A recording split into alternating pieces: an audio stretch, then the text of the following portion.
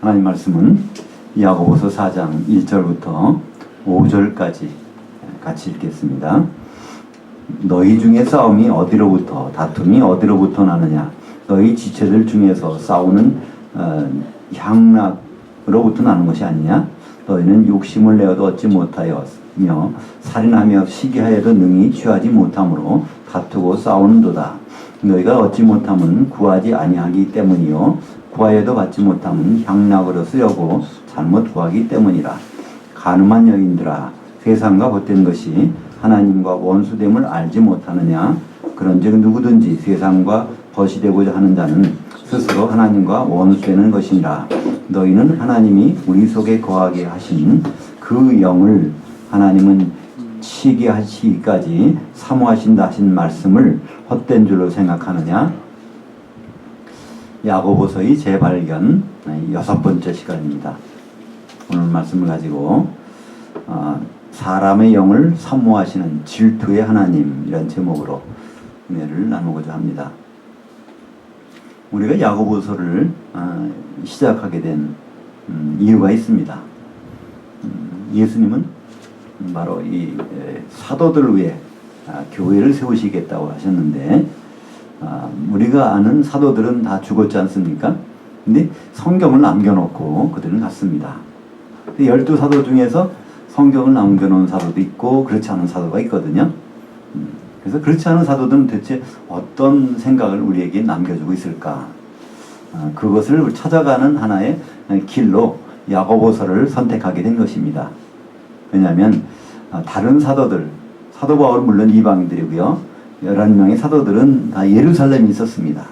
근데 예루살렘 교회에 거기에 모든 사람이, 그러니까 대표격으로 이 주님의 바로 밑에 동생인, 육신의 동생인 야고보가 그 역할을 하고 있었던 것이죠. 이기 때문에 그 야고보의 생각은 모든 예루살렘 교회의 생각이고 또 나머지 사도들의 생각이라고 볼 수가 있습니다. 그래서 우리는 그런 관점에서 야고보서를 다시 보게 되는 것이죠.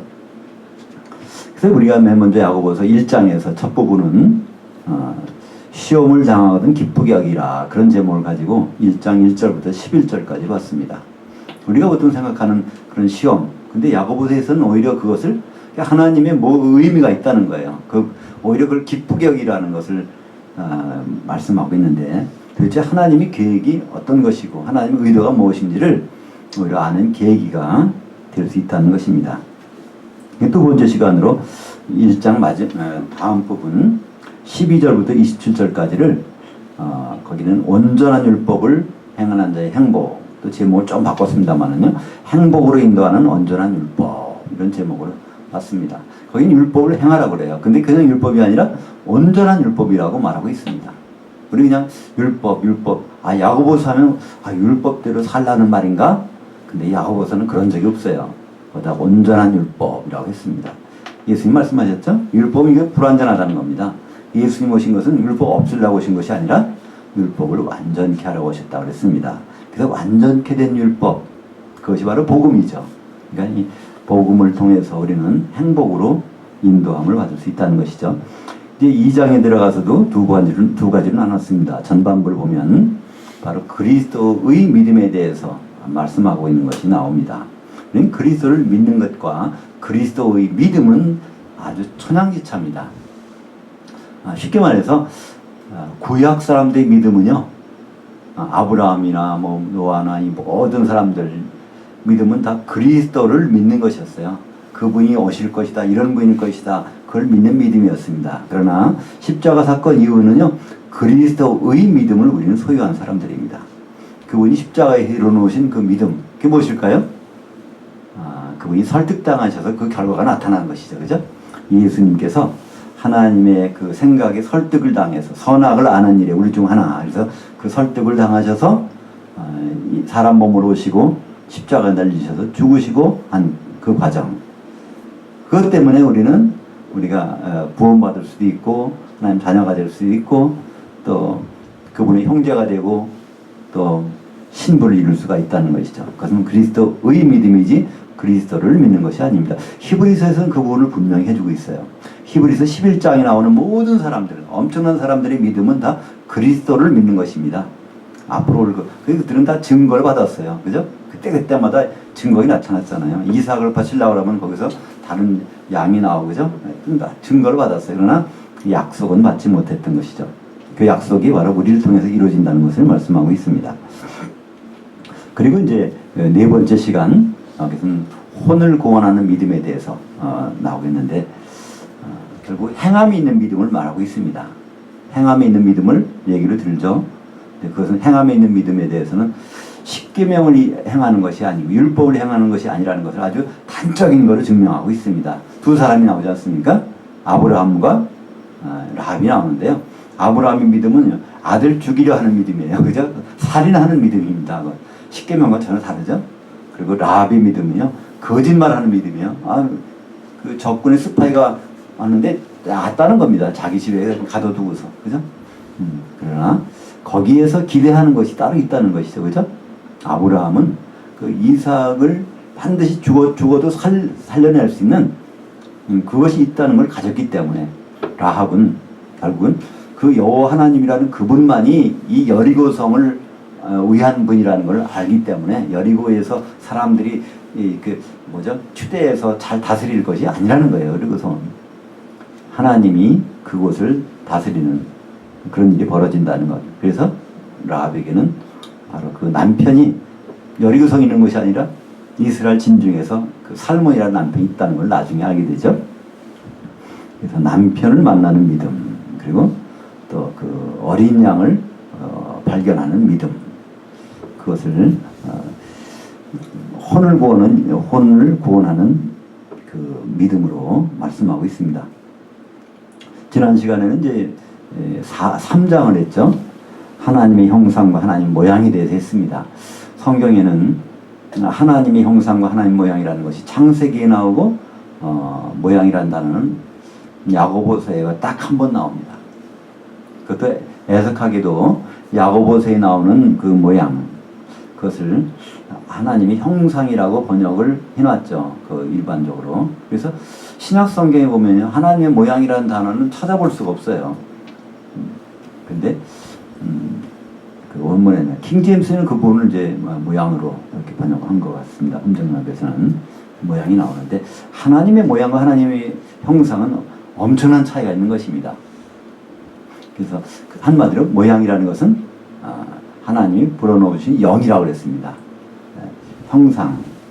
형상이라는 것은 우리가 헬라어로 하면은,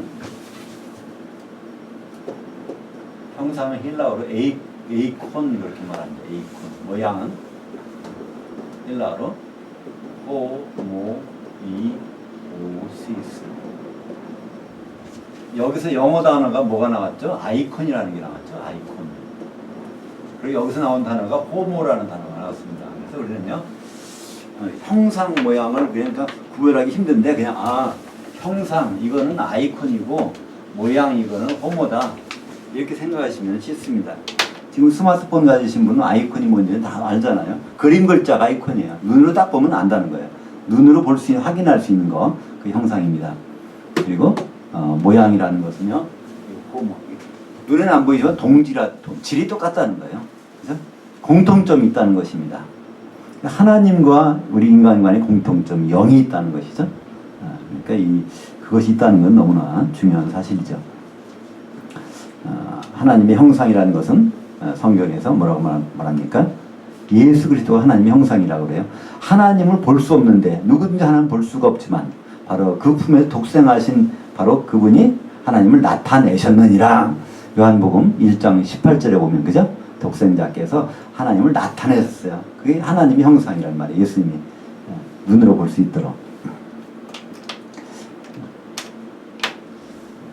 그래서 지난 시간에 그 하나님의 모양에 대해서 성경에서는 어떻게 하나님 형상과 모양을 구분하고 있는지 그런 부분을 봤습니다. 한마디로 하나님의 형상은요, 육신이 그 피가 있는 걸 나타내요. 혼적인 걸 나타냅니다. 혼. 하나님의 모양은요, 우리 영적인 부분입니다. 영. 그러니까 우리 혼이 있는 것, 그게 하나님의 형상, 영이 있는 것, 그 하나님의 모양, 이렇게 되어 있습니다. 그러니까 지난 시간에 하나님 모양에 대해서 야고보서 3장 9절에 나옵니다. 그죠? 근데 오늘 요번에는요, 야고보서 4장 5절에 거기에 영이란 단어가 나와요. 근데 거기서도 성령이라고 번역해버렸어요. 그냥 지나가 버린다는 말이에요. 여기서 우선 그 옷 한번 읽어보죠. 5번을 다시 한번 5절을 읽어보고 시작을 하도록 하겠습니다. 너희는 하나님이 우리 속에 거하게 하신 그 영을 하나님은 시기하시기까지 사모하신다 하신 말씀을 헛된 줄 생각하느냐. 근데 거기에 성령이라고 우리말 성경에는 돼 있어요. 그죠? 성령이 아닙니다. 집어넣으신, 그러니까 아담에게 창세기 2장 7절에 뇌샤마라고 하는 영을 집어넣으셨잖아요. 그 영 때문에 하나님은 우리에 관심이 있단 말이에요. 근데 아담 이후로 그 영이 다 기능이 상해서 죽어버렸잖아요. 그래서 그걸 살려주시는 일, 예수님이 십자가에서 그 피를 흘리신 것, 그것을 영은 살아납니다.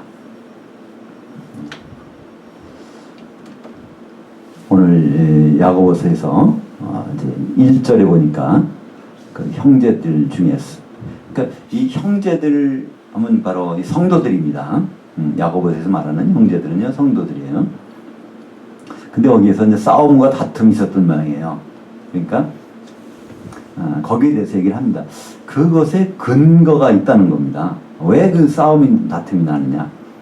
그것은 우리 속에는 지체, 그러니까 육신적인 것이죠.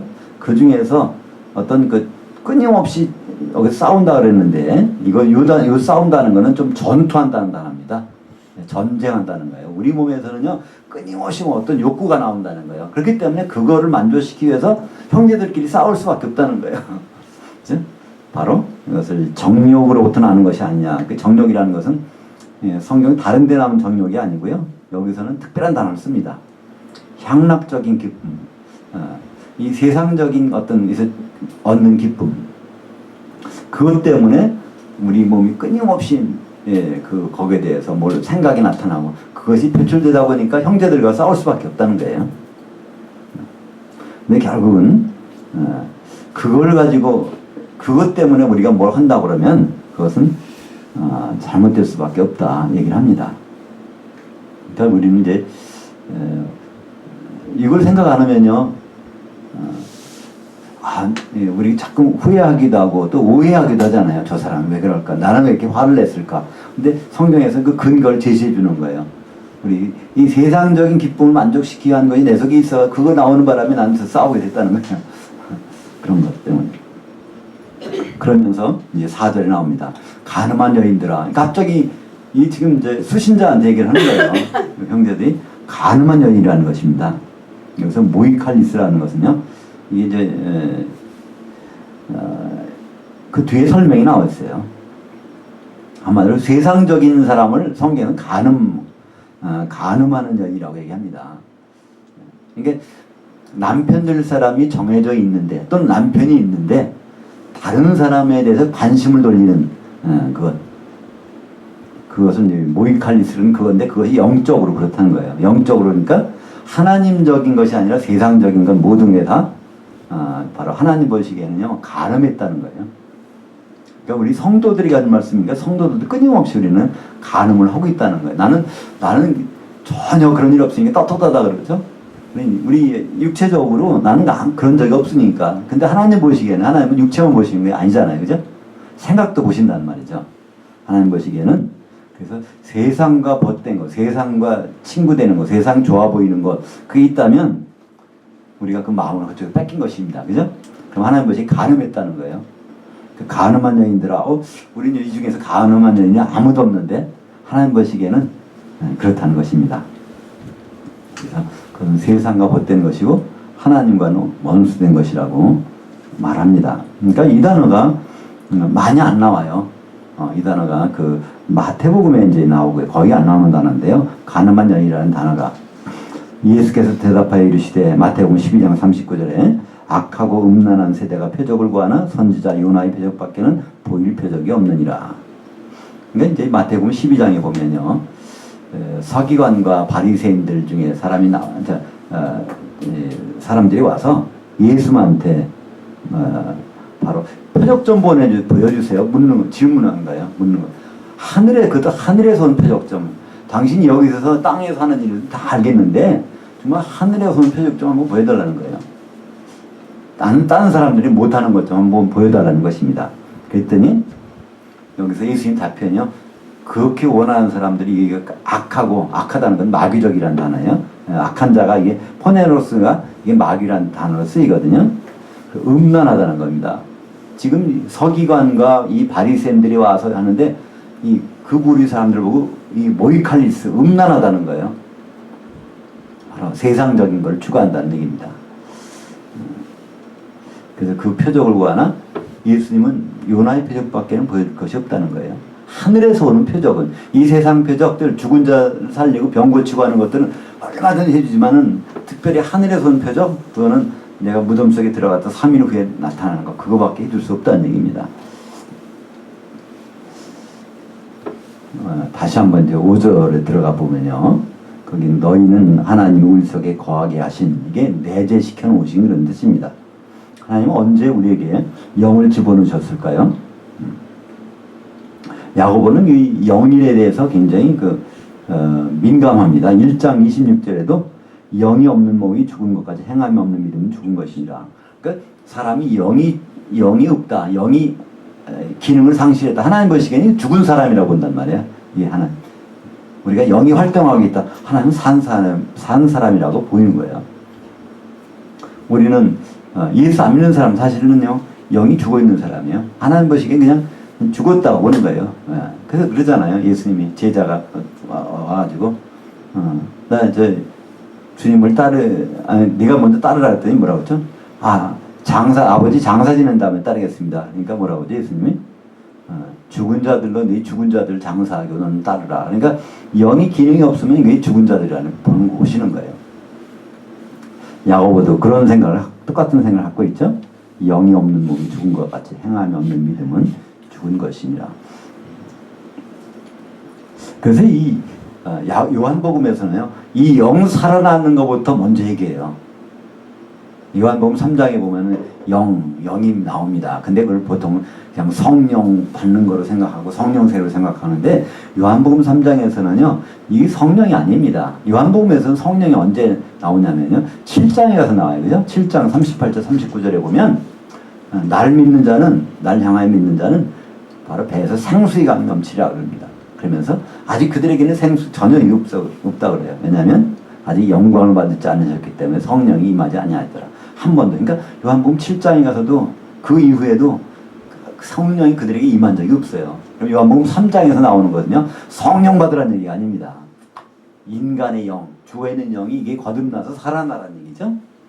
요한복음 3장 5절 예수께서 대답하시되 진실로 진실로 내게 이르노니 사람이 물로 그리고 영으로 나지 아니하면 하나님 나라에 들어갈 수 없느니라. 물로라는 것은 뒤에 설명이 나옵니다. 3장 6절에 보면 거기에 육으로 난 것은 육이요 영으로 난 것은 영이니. 어머니 뱃속에서 나오는 거 그거 한 번 나오는 건 당연히 육으로 나오는 거고, 그러나 그거로 끝나면 안 된다는 것입니다. 모든 사람은 그래서 출생일이 두 번 있다는 거예요. 내 육신적인 생일날이 있고 또 영이 죽었다가 거듭난 거, 그것도 사실은 영적인 생일날입니다. 그때 태어났으니까. 근데 여기서도 우리말 성경에서는요, 성령이라고 느꼈어요. 그죠? 물과 성령으로 나지 아니하면, 그러니까 이건 성령 세례 받아야 되나 봐. 그래야 이게 거듭나나 봐. 이렇게 생각합니다. 그죠? 그리고 물을요, 물 세례와 성령 세례로 나눠서 물 세례도 받아야 되고 또 성령 세례를 받아야 되고, 그럼 물 세례 받는 동안에 성령이 임하기도 하고, 예수님도 물 세례 받다가 성령이 임했으니까 이렇게 이 부분을 다 이해합니다. 그건 전혀 아니거든요. 어떤 사람들은 물은 말씀이다 그래요. 말씀으로도 거듭나고 또 성령으로도 이게 충만해야 되고 이렇게 얘기를 하는데요. 요한복음 3장 5절은 그것이 아니죠. 우리 속에 심어놓으신 영이 이것이 이렇게 살아나야 된다는 걸 말씀하고 있죠. 그것이 이제 창세기 5장 1절을 한번 보시면 이때 그 부분이 나옵니다. 이것은 아담이 계보를 적은 책이니라. 하나님이 사람을 하나님의 형상대로 창조하신 날에 하나님의 모양대로 그를 지으시되, 이 빨간 글씨는 그냥 제가 집어넣은 거예요. 성경에는 기록이 없는 말씀이지만 전 문맥을 통해서 그 단어가 들어가야 됩니다. 그때 여기서 아담을 설명하면서 아담의 족보를 설명할 때 이제 얘기를 하는 거예요. 아담이 언제 나왔냐면 하나님이 인간을 창조하신 날에 아담이 이제 시작됐다는 거예요. 근데 그들은 형상대로만 창조했는데 아담은 그래서 모양으로 그다음 이제 집어넣으셨다는 얘기입니다. 창세기 2장 7절에 보면 그것을 뇌샤마라고 하는 영이 들어간 것입니다. 그러니까 그때 집어넣은 영, 하나님은요 인간에게는 그때 한 번밖에 영을 집어넣지 않았다는 얘기예요. 그것이 말라기서 2장 15절이죠. 그에게는 영이 충만하였으나 오직 하나를 만들지 아니하셨느냐? 어찌하여 하나만 만드셨느냐?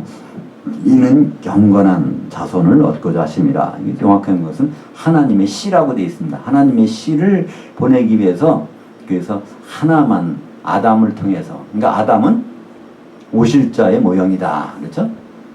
로마서 5장 14절. 로마서 5장 14절. 그래서 이제 우리는 아담을 통해서 많은 것을 볼 수가 있는데요. 아담을 통해서 우리는 그리스도를 봐야 돼요.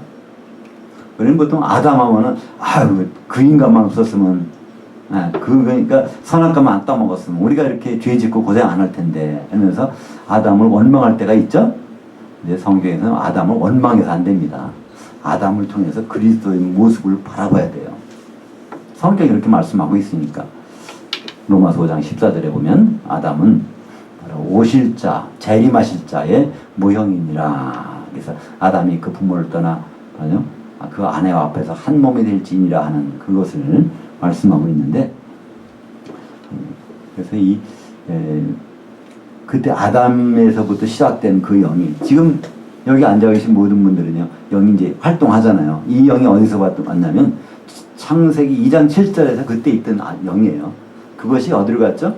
아담 그 갈비뼈를 통해 가지고 그 척수를 통해서 하와에게 그 아내에게 갔고, 거기서 나온 이제 가인이 있고 아벨도 있고 쭉 계속 나왔단 말이에요. 그죠? 노아 홍수 때 창조된 인간은 다 없어지고, 그래서 거기부터 이렇게 지금까지 우리가 와 있는 것입니다. 근데 창세기 6장 가면요 바로 그러니까 창세기 5장에서 아담 이렇게 하나님 모양이 들어있는 이 영이 들어있는 이 사람이라고 해놓고 나서 6장에 가서 하나님이 한탄하시는 장면이 나오잖아요. 그죠? 우리가 다 볼 수는 없고요. 창세기 6장 2절 3절 보겠습니다. 하나님의 아들들이 사람이 딸들의 아름다움을 보고 자기들이 좋아하는 모든 여자를 아내로 삼는지라. 여호와께서 이르시되 나의 영이 영원히 그 사람과 함께하지 아니하리니 이는 그가 육신이 됨이라. 그러나 그의 날은 120년이 되리라 하시니라. 그러니까 이 말씀을 제가 왜 집어넣냐면요, 우리가 이제 야고보서 4장 5절 하반절에 보면 하신 말씀을 헛된 줄로 생각하느냐? 하나님이 그 질투하시는 하나님이라는 그렇게 하신 말씀을 하셨다는 거예요. 성경에 그런 기록이 있다는 거예요. 그런 기록이. 그 말씀이라는 건 정확히 말하면 기록이라는 단어입니다. 그라포스라고 해서 기록했다는 성경이라는 단어예요. 그렇게 말씀하셨다는 겁니다. 근데 성경학자들은 얘기합니다. 여기 어떤 주석 있는 그 성경에서 그래요. 야고보서 4장 5절에 있는 거. 하나님이 우리 속에 거하게 하신 그 영이 질투하기까지 사모하신다는 말씀은 성경에 어딜 봐도 없다. 이렇게 됩니다. 그리고 더구나 여기다가 뭐죠? 성령이라고 해놓으니까 그런 말은 없어요. 그죠? 성령이. 그리고요, 그냥 이거를 이제 기록된 대로 보면요. 너희는 하나님 우리 속에 거하게 하신 성령이 시기하시기까지 사모하신다. 이렇게 돼 있어요. 한마디로 목적어가 없단 말이에요. 문장이 목적어. 우리말에 그냥 목적어가 없어도 그냥 말이 되는 것 같아요. 근데 영어에서는요, 적어도 영어만해도 목적어가 없으면 안 돼요. 근데 그 영이 목적어인데 목적어를 그냥 성령이 주어로 해버렸어요. 성령이 시기하시기까지 사모한다. 그럼 도대체 이게 무슨 말인지 모르게 해놨단 말이에요. 그러니까 성경을 그대로 읽고 있으면 점점 이게 혼돈 속에 빠지게 되는 거죠. 성령이 시기하시기까지, 성령이 시기하시기까지, 성령이 또 뭘 사모해? 그죠? 근데 여기서는 사모하는 분은 하나님이세요. 하나님 뭘 사모하세요? 그 영을 사모하신단 말이에요. 누구의 영이 어디 있는 영이요? 사람 속에다가 집어넣은 그 영. 그걸 너무나 그분은 귀하게 여기세요. 그죠? 오죽하시면 말라기서 2장 15절에 그러게 했어요. 그에게 영이 하나밖에 없어. 영이 많이 만들 수 있지만 하나만 만들어주는 이유는 하나님의 씨를 보내는 통로로 사용하시기 때문에 그 영을 귀하게 여기신단 말이에요. 근데 창세기 6장에 보면 영을 가진 남자가 영이 없는 사람의 딸들하고 그들이 아름다움을 보고 결혼한단 말이에요. 그죠? 그러면 그 이세가 어떻게 되겠습니까? 영이 있는 사람과 영이 없는 사람. 그 잘 구분이 안 가시죠? 어떻게 될까? 그건 간단합니다. 씨 없는 수박 들어보셨어요? 보셨죠? 그 씨 없는 수박을 우리나라 유명한 농학 박사가 계셨어요. 유전학 박사가. 우장춘 박사라고 분이 계셨는데 그분이 그거 발명했다 그러죠? 씨 없는 수박은요, 보통은 염색체가 2배수입니다. 염색체가, 그러니까 그걸 EX라고 해요. 2배수. 근데 요거를 돌연변시키면요, 염색체가 늘어나서 4X가 돼요. 그럼 이제 4X가 된 요 씨를 가지고 요 씨를 심고 요걸 심어서 이렇게 교배를 합니다. 이렇게 교배해서 이제 수박이 열려요. 그러면 염색체 수가 3X가 되거든요. 홀수가 되면 씨가 안 맺히는 거예요. 염색체 수가. 그래서 이제 그렇게 나오는. 그러니까 이 씨 없는 수박만 봐도 하나님이 이것 때문에 그러셨구나. 인간이 영이 있는 사람과 영이 없는 인간하고 이게 하면 그 아들 딸 낳을 때 거기서 영이 없어진단 말이에요. 그러면 계속 시간이 지나 보세요. 그 모두 영이 있던 사람 죽어버리고 그 자손들만 남을 것인데 그러면 하나님이 영이 들어갈 데가 없잖아요. 없어져 버린 게 계속. 그래서 하나님은 창세기 6장 2절과 3절에서 나의 영이 영원히 그 사람과 함께 하지 아니하리니. 그래서 그 사람 아담과 아담의 후손을 얘기하는 거예요. 단수로 되어 있습니다. 그 밑에 다 단수예요. 그들이 육신이 됨이 아니에요. 그가 육신이 됨이라. 또 그의 날은 120년이 되게 하리라. 그러니까 다 아담의 후손들, 아담의 후에서 그 영이 똑같은 한 영밖에 안 들어가 있으니까 그걸 얘기하는 것입니다. 그래서 120년 동안 기회를 주시겠다는 거예요. 120년 동안. 근데 결국 120년 동안 그들의 방법을 버리지 않아요. 결국은 120년 딱 됐을 때 노아 홍수가 일어납니다. 그래서 다 쓸어버리시죠. 그래서 이런 일이 더 이상 벌어지진 않아요. 그러니까 그들 영이 없는 사람들은 없어져 버리니까. 이게 바로 야고보서 5장에서 하나님이 얼마나 그 영에 대해서 관심을 갖고 계신지, 말라기서 2장 15절의 것처럼 하나님의 씨를 보내시기 위해서 얼마나 그 영에 대해서 관심을 갖고 계신지. 그러니까 우리는 그런 관점에서 보면요, 구약의 많은 일들이 이해가 돼요. 왜?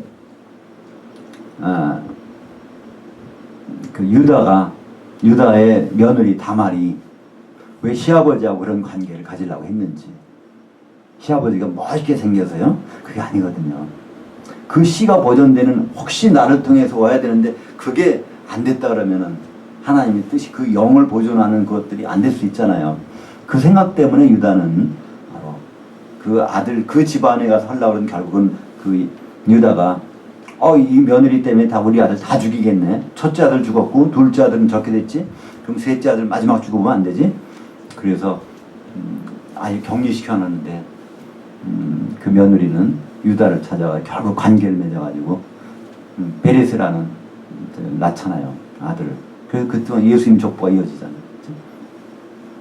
그 유다까지 안 가도요, 아브라함도 그런 과정에서 이제 이삭이 나온 거고요. 이삭도요, 보면요, 그 부인이 애를 못 낳았어요. 40세 결혼해가지고 20년을 기다렸는데 애가 없어요. 근데 60세 때 아들 낳잖아요, 이삭이. 성경에 보면 그렇게 돼 있어요. 이삭이 아내를 위해서 기도하며 하나님 주신 거예요. 그러니까 남편이 그냥 아내가 그 씨를 가질 수 있다. 그러니까 그렇게 기도한 거예요. 이렇게 나왔단 말이에요. 우리는 뭐 밧세바, 어떻게 저렇게 밧세바하고 다윗하고 그런 관계가 있을 수 있지? 네, 이 밧세바가 조심했더라면 안 그러잖아요. 왜 거기에서 뭐 옷을 벗고 왕궁에서 보이는 데서 목욕을 하고 그랬겠어요. 그죠? 근데 이 가만히 보면요. 다른 사람들은 다 이방과 관계되는 사람인데 이 밧세바는 유다 지파의 사람이에요. 아버지 할아버지가 유대 사람이거든요. 그 바트세바라는 것이요. 이 뜻이 바트는 딸이란 뜻이고요. 쉐바라는 것은 맹세, 약속이란 뜻이에요. 약속의 아들, 약속한 아들, 맹세의 딸이란 뜻이란 말이에요. 그쪽을 통해서 오시겠다는 그런 생각이 있었던 모양이에요. 그래서 아버지나 할아버지가 이름을 지었는지도 몰라요. 결국은 그를 통해서 하나님은 보내주신단 말이에요. 그 씨를. 그죠?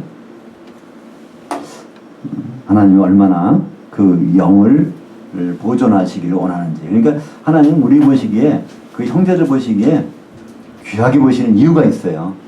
그 속에 있는 그 영 때문에, 아담을 통해서 온 뇌샤마, 그것이 와서 쭉 와서 나중에 바로 예수 그리스도와 만나는 그 일 때문에 그렇다는 것입니다. 그래서 우리 형제들끼리 그러니까 시기하고 다투고 할 필요가 없다는 거예요. 그래서는 안 된다는 거예요. 왜냐하면 하나님이 영이 들어있기 때문에 얼마나 귀하게 여기시는데, 질투할 정도로 귀하게 여기시는데, 그걸 내가 뭐 내 속에 있는 향락을 만족시키기 위해서 시기하고 질투할 수 있냐? 그럴 수가 없다는 것입니다. 그래서 이렇게 하라는 말이 나와요. 6절부터 10절까지. 그러나 더욱 큰 은혜를 주시나니 그러므로 일렀을 하나님이 교만한 자를 물리치시고 겸손한 자에게 은혜를 주신다 하였느니라. 그런즉 너희는 하나님께 복종할지어다. 마귀를 대적하라. 그리하면 너희를 피하리라. 하나님을 가까이 하라. 그리하면 너희를 가까이 하시리라.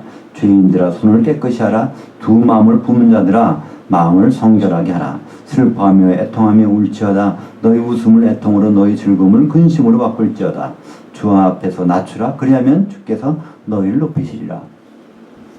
우리가 하나님 생각하지 않고 세상만 바라볼 때는 이런 일들이 많이 있다는 거예요. 당연히. 그래서 여기 보니까 중요한 말이 하나 나오죠. 야고보서 4장 7절. 이건 다 암송하시죠? 특별히 거기 보면 마귀를 대적하라 이런 말이 나와요. 그죠? 이거 많이 들어보셨죠? 근데 사실 이 마귀를 대적하라는 것이 우리 생각할 때 창 들고 총 들고 이렇게 싸우는 그런 것이 아니에요. 대적이라는 뜻은요. 거기서 안티스템이라고 그러는데요. 안티라는 것은요. 뭐뭐에 대하여 쓰라는 거예요. 그냥. 가서 공격하라는 말이 아닙니다. 누가 뭘 쳐? 그러면 넘어졌다 일어나라는 거예요. 그 자리에서. 이게 사실은 대적의 뜻입니다. 마귀를 대적하라면 우리가 그냥 성령 조그만 말에 불을 가지고 저거 팍 공격해서 없애나, 그게 아닙니다. 어떠한 공격이 있다 다시 쓰라는 거예요. 그것이 바로 마귀를 대적하는 방법입니다. 우리는 쓰러질 수밖에 없어요. 육신을 갖고 있는 이상은 공격당하면. 그러나 그런 쓰러져 있지 말고 다시 그 자리에 쓰라는 것입니다. 언제든지. 그러니까 2차 대전 때 프랑스에 레지스탕스라는 게 있었죠. 독일군이 와서 할 때 그들에 대해서 그 레지스탕스가 바로 이런 뜻이죠. 레지스탕스. 그 인시스트라는 건 잘 쓰는 거예요. 근데 거기서 다시 쓴다는 레라는 거는요. 영어로 다시라는 그런 의미가 있어요. 다시. 그들이 무너뜨려도 다시 쓰라는 거예요. 이 대적이라는 건 그런 뜻입니다. 여기에 우리는 마귀를 공격하는, 아니요, 마귀가 우리를 하는 거냐 합법적인 거예요. 우리 육신을 공격하는 건 합법적인 겁니다. 그죠? 창세기 보면 그렇잖아요. 배로 다니고 종신토록 흙을 먹을지니라. 그러면서 너희는 흙에서 왔으니, 다시 흙이란 단어가 아니라 티끌이란 단어인데요. 하나님이 우리 육신 마귀에게 그걸 공격할 수 있는 합법적인 걸 줬어요. 언제까지요? 주님이 재림하실 때까지.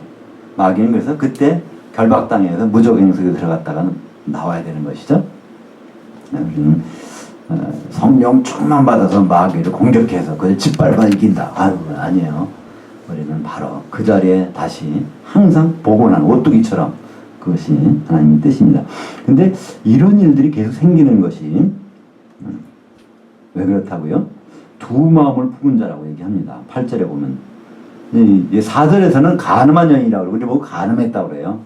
그리고 이 8절에서는요, 두 마음을 품었다. 그러니까 한 단어입니다. 디푸시코스라고 그래. D라는 것은 둘이라는 거예요. 원, 투 할 때, 모노, 디, 트리 할 때, D라는 거 헬라어로 둘. 푸시코스라는 것은요, 원에서 말이에요. 두 생각, 두 가지 생각을 품었다는 거. 이것이 바로 가늠한 이랑 똑같은 거예요. 무슨 뜻일까요? 한쪽은 하나님께, 한쪽은 세상 쪽. 이게 양다리 걸친다는 거야. 이러다 보면 이런 일이 생긴다는 겁니다. 근데 여기 이제 6절부터 10절까지 명령이 몇 가지입니까? 8가지 명령이 나와요. 쭉 보면 8가지 명령이 전부가 다 뭡니까? 과거형 명령이에요. 헬라어에서는요 명령법이 2가지가 있다고 그랬습니다.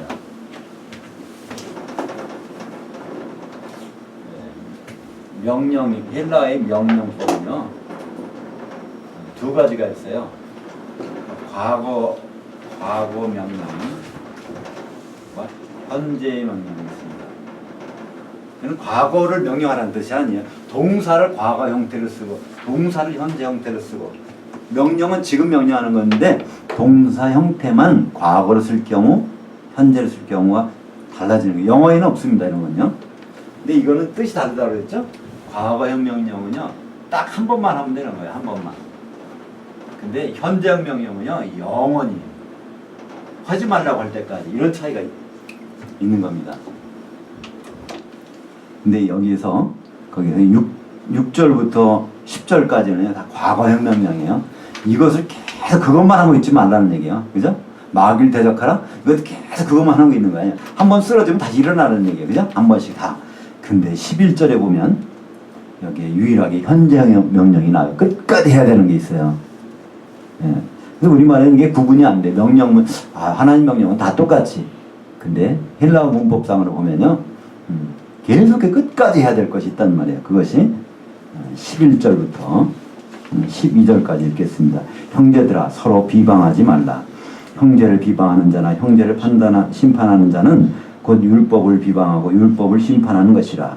네가 만일 율법을 심판하면 율법이 준행자가 아니요 재판관이로다. 입법자와 재판관은 오직 한 분이시니 능히 구원하기도 하시며 멸하기도 하시느니라. 너는 누구에게 이웃을 심판하느냐. 여기서 서로 비방하지 말라. 이 비방이라는 말은요. 이것도 헬라어를 따져보면 좀 재밌어요. 카타 랄레오라고 합니다. 카타라는 건 뒤라는 뜻이에요. 랄레오는 말하는 거예요. 뒤 가서 말하는 거예요. 뒤 가서. 이거를 비방이라는 우리말로 비방이라는 이렇게 번역을 했습니다. 앞에서 그냥 정면에 말하는 거예요. 뒤 가서 서건서건 얘기하고 이렇게 하는 거예요. 뒤 그 사람 흠 잡는 거겠죠? 형제들이라면 이렇게 하지 말라는 거예요. 왜 그럴까요? 하나님의 영을 집어넣고 있는 사람 뒤에 가서 이렇게 판단하고 심판하고 이렇게 참 한다면 누가 기뻐하지 않겠느냐. 하나님을 의식한다면 하나님이 누구라는 걸 생각한다면 우리는 서로 비방할 수가 없다는 것입니다. 이 비방하지 말라는 것은요. 이 현재형 명령 그리고 헬라어의 문법에서는요. 또 하나의 명령법이 특이한 것이 있는데 하지 말라. 현재형 명령에서요. 여기에다가 하지 말라. 부정이 나오면요. 이게 나오면요. 지금 하고 있는 동작을 중단하라는 뜻입니다. 지금 하고 있는 동작을 중단하라. 그것은 이제 11절에 서로 형제들이 서로 비방하고 있다는 거예요. 2000년 전에 야고보가 이걸 기록할 때 그 성도들끼리 서로 뒤에서 말하고 비방하고 있는 동작을 하고 있는데 그 동작을 지금 중단하라. 이런 뜻입니다. 그러니까 여기서 보면 야고보서에 오늘 말씀이 많이 나오는데 뭐뭐 하라, 뭐뭐 하지 말라, 뭐뭐 하라 하지 말라 하는데 특별히 하나 기억할 것은요. 4장 11절입니다. 이거는 현재형 명령이고 현재형 명령에 바로 부정이 들어가는 것이기 때문에 그렇습니다. 그러니까 하나님이 할 일을 대신하지 말라는 거예요. 하나님이 심판관이고 재판관이라고 인정한다면 왜 그 재판하고 심판하고 있느냐 그런 뜻입니다. 우리는 그걸 뭐라고 하죠? 노파심이라고 그러죠? 그 대신 뭐 한 경우가 있어요. 그죠? 하나님 하신 일을 우리는 그냥 내버려 둬야 됩니다. 요한복음 13장 34절 보겠습니다. 새 계명을 너희에게 주노니 너희는 서로 사랑하라. 내가 너희를 사랑한 것 같이 너희도 서로 사랑하라. 여기 이제 서로 사랑하라는 명령이 있는데 이거는 현재형 명령일까요? 과거형 명령일까요? 예, 현재형 명령입니다. 어떻게 헬라어 문법도 안 배우셨을 텐데 이렇게 잘 아시죠? 예, 현재형 명령입니다. 이거는 주님이 이걸 그만두라고 할 때까지 계속 해야 되는 거예요. 이거는요. 야고보서 2장 8절 너희가 만일 성경에 기록된 대로 내 이웃 사랑하기를 내 몸과 같이 하라 하신 최고의 율법을 지키면 잘하는 것이거니와. 그래서 우리는 십계명을 보면 크게 둘로 나누죠. 예수님도 그걸 설명하셨어요. 바로 내 마음을 다하고 목숨을 다하고 뜻을 다해서 너희 하나님을 사랑. 이것이 첫째 되는 계명이요. 둘째도 이와 같으니 하면서 내 이웃을 내 몸과 같이 사랑하라 하셨어요. 그래서 과거의 구약의 율법은요. 첫째는 하나님 사랑, 둘째는 이웃을 사랑하는 거예요. 근데 야고보서에서는요, 그게 아니잖아요. 그죠? 야고보서 2장 8절은요, 이게 최고의 법은요, 하나님 사랑하는 건 없어졌어요. 그럼 하나님 사랑하지 말란 얘기인가요? 아니요. 하나님 사랑은 우리가 불가능하다는 거예요. 그것을 대신 이루신 분이 예수님이시고요. 그래서 우리는 예수님 안에서 이걸 하면 이 모든 것이 이루어진다는 그걸 말씀이지, 하나님을 사랑하지 말라는 그런 뜻은 아닙니다. 그래서 예수님은 요한복음 13장 34절에 이 말씀은요, 요한복음 13장, 14장, 15장, 16장, 17장까지는요, 바로 십자가에 달리신 몇 시간 전에 하신 말씀이에요. 내가 이제 몇 시간 후면 십자가에서 하나님 사랑을 내가 이룰 테니까, 그러면 이제는 너희는 내 안에서, 이게 너희는 서로 사랑하라는 말, 너희가 누굴까요? 제자들이니까, 제자들은 지금 말하면 성도들이에요. 성도들이라는 것은 그리스도의 몸 안에 있는 사람들이니까, 그죠? 예수님 몸을 이루면서 사랑하는 것, 이것이 주님이 새로 주신 계명이고 새 법입니다. 그래서 십계명은요, 그거는 옛날 법이에요. 그러니까 십계명 지켜서 구원을 얻는 방법이 없습니다. 그렇다면, 그럴 수 있다면 예수님 모실 필요가 없잖아요. 그렇다고 십계명이 나쁜 건 아니에요. 그건 거울과 같은 거예요. 거울을 보면 우리가 뭐가 묻었는지는 알 수 있어요. 그러나 거울이 그걸 해결 못한단 말이에요. 그죠? 십계명은 거울로 주신 것인데, 그걸 가지고 우리는 어떻게 우리를 깨끗이 해보겠다고 노력하는 사람들이 있을 수 있단 말이에요. 그건 아주 잘못된 것입니다. 야고보서에서 이걸 다시 말씀하고 있죠. 최고의 율법이라는 건, 최고의 계명, 이게 왕의 법, 이것은 바로 내 이웃, 여기서 이웃이라는 것은 형제를 얘기하는 것입니다. 야고보는 형제, 성도를 얘기하는 것이죠. 세상 사람들을 하라는 얘기 아닙니다. 마지막으로 13절부터 17절까지를 같이 읽겠습니다.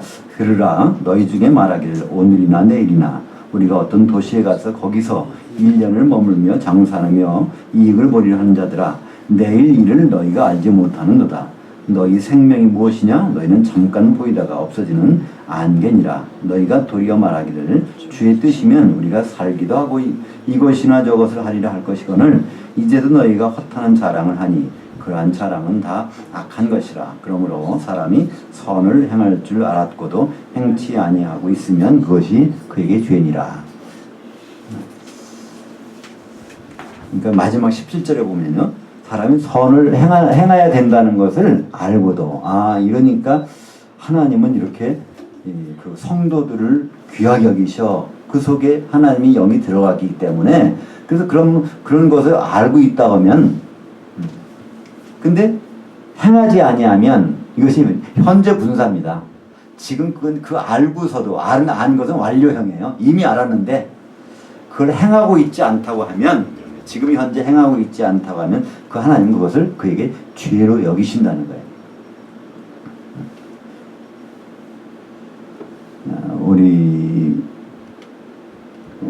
우리가 야고보서를 보면서 다시 한번 생각을 합니다. 하나님이 생각하시는 것, 항상 우리의 속에는 영을 관심하시는구나, 그죠? 영을 어떻게 우리가 해야 될지, 그것은 바로 우리 혼의 역할입니다, 그죠? 우리 혼이라는 생각이니까 내 생각이 세상을 향하느냐 하나님이 향하느냐에 따라서 이게 다 달라지는 거예요, 그죠? 그러니까 미사일이 있는데 미사일을요, 이걸 어디로 향하게 하느냐, 그에 따라 미사일이 적군으로 갈 수 있고 아군으로 갈 수 있단 말이에요. 잘못될 수 있단 말이에요, 그죠?